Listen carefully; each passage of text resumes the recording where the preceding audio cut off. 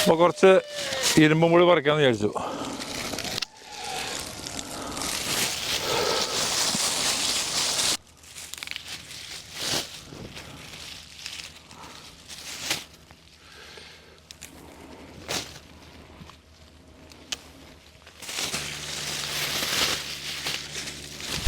അതിൻ്റെ മുരിങ്ങയില പറിക്കാൻ വേണ്ടി ആളുകൾ വരാറുണ്ടോ? ഇല്ല, മുരിങ്ങയില പണ്ട് വിൽക്കുന്നുണ്ടായിരുന്നു, ഇപ്പം വിൽക്കുന്നില്ല. ശരിക്കും ഞാനൊരു കാര്യം പറഞ്ഞതല്ലേ, മാർക്കറ്റിങ്ങിൻ്റെ ഒരു കുറവുണ്ട് ആൻറ്റിക്ക്.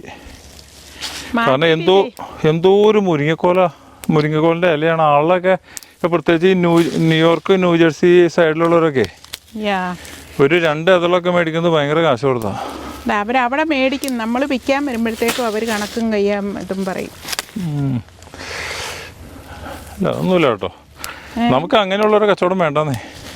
അല്ല, അതുകൊണ്ടാണ് നമ്മൾ അങ്ങനെ ചെയ്യാത്തതെന്നാണ് പറഞ്ഞത്. ഇവിടെ ഒരു തെലുങ്കൻ മനുഷ്യൻ എപ്പോഴും വന്ന് ബോക്സ് കണക്കിന് മേടിക്കുമായിരുന്നു. അവിടെ ചെന്ന് കഴിയുമ്പോൾ അത് വാടിപ്പോയെന്നൊക്കെ പറഞ്ഞ് ഇങ്ങനെ വരും.